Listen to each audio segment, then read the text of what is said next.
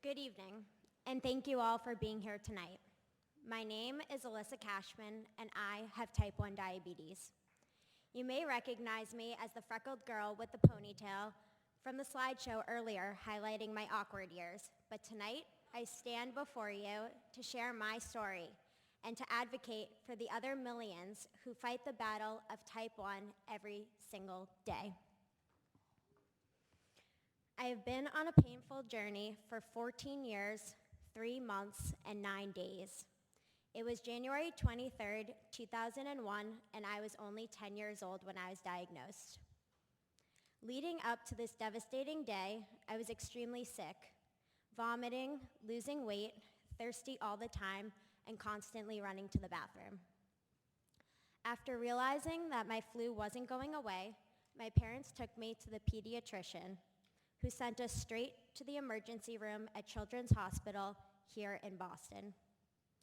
Little did I know that the 3 words I was about to hear from the doctor would forever change my life. You have diabetes. Seeing my parents' frightened faces while holding back their tears, I was immediately terrified. How did this happen?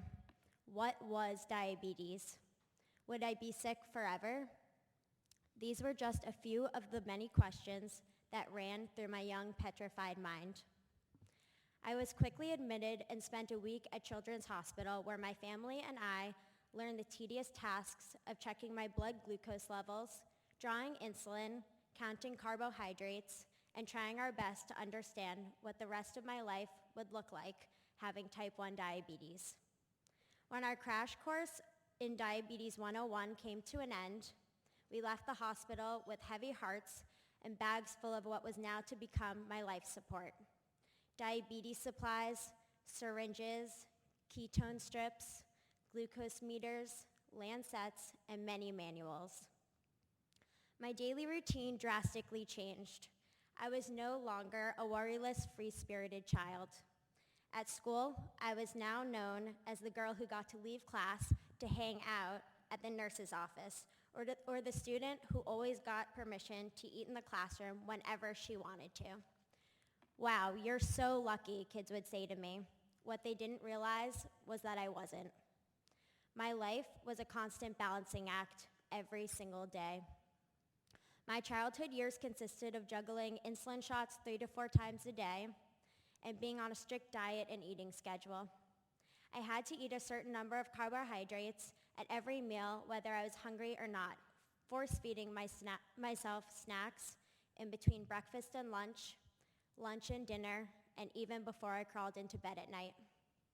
I also had to be keenly aware of what the ramifications were if I didn't stick to the schedule, calculate my food intake properly, or skipped a single snack, all in an effort to avoid a hypoglycemic episode or a low blood sugar.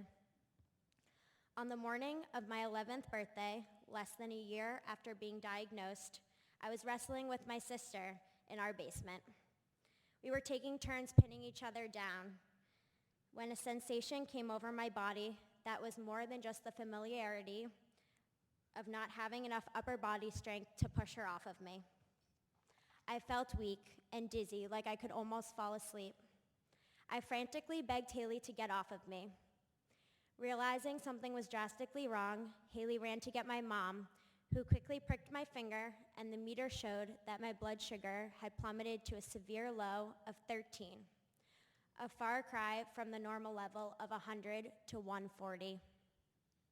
My mom screamed for my dad, and as my eyes closed, the last thing I heard my dad saying was, "I'm calling 911. Every other 11-year-old's birthday would have been filled with parties, balloons, presents, and a lot of cake. But instead, mine looked nothing like this. I spent the day recovering, force-feeding myself so my blood sugar would stay elevated, and pricking my aching and sore fingers so many times that I lost count just to make sure I wouldn't pass out again. This was the first of many birthdays when I blew out my candles, wishing, praying, and hoping for a cure for type 1 diabetes. As I grew older, specific occasions or activities that may have come naturally for others were big obstacles for me.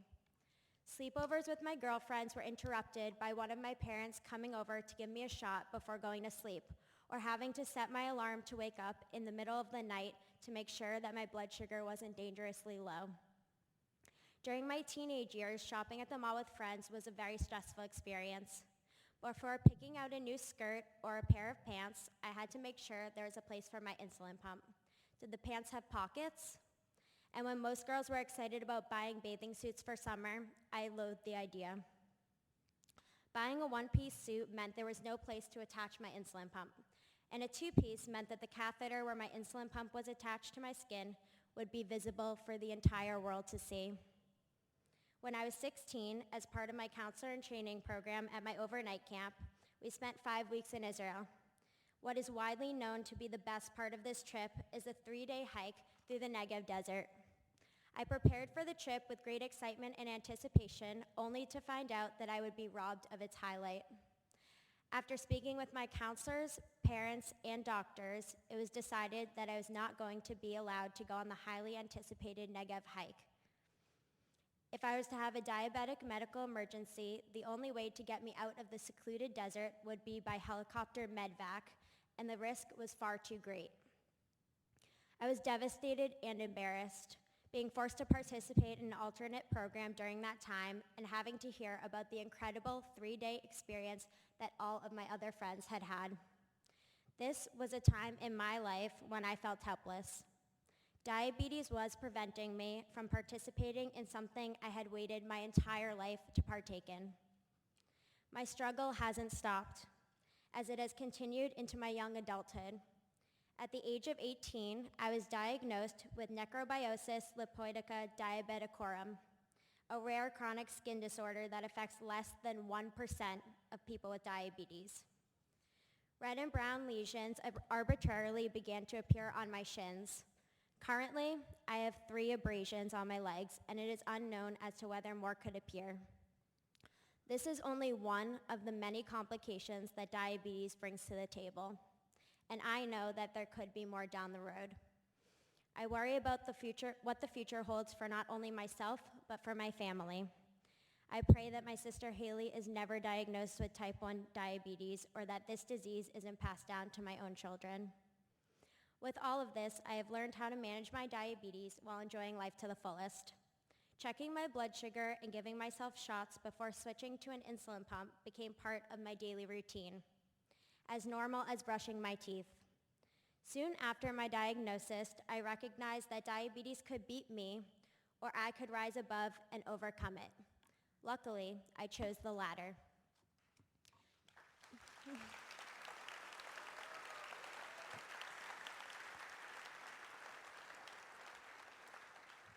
JDRF was the first organization that reached out to me and my family in the very beginning stages of our journey. JDRF offered us a plethora of knowledge, a New England-wide community and support system, and numerous ways to get involved to help make a difference. With the encouragement of JDRF and with so many of our friends and family who are in this room tonight, every fall we lace up our sneakers and come together as Alyssa's All-Stars in the Boston Walk to Cure Diabetes. The walk has become my favorite day of the year, as it leaves me with tremendous hope that a cure is right around the corner. I have grown up watching my parents become active members in the JDRF community and love them for always teaching my sister and I to be part of the solution. Now that I am an adult, I know that it is now my turn to step up and also make a difference. Since moving to New York City 2 years ago, I have become extremely active in the JDRF NYC Young Leadership Committee. I currently hold the position of Vice President of Fundraising on their executive committee, and I was fortunate enough to co-chair this year's main spring event that just last week raised over $200,000.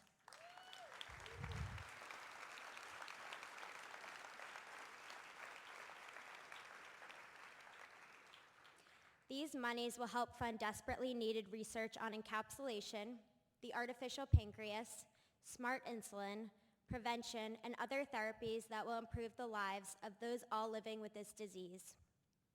JDRF has become my second family, and I am confident that with their support for groundbreaking research, they will be at the forefront of finding a cure. There is never a vacation from diabetes, I can never just take a break. Having type 1 diabetes is a full-time job, 24 hours a day, 7 days a week, 365 days a year. I managed through it with countless finger pricks and insulin injections, but it still affects everything I do and is always on the forefront of my mind. I'm emotionally and physically exhausted. I don't want to suffer from this disease any longer. I don't want to hear about another person being diagnosed. I don't want another parent along with my own having to worry another night that their child may slip into a coma and never wake up.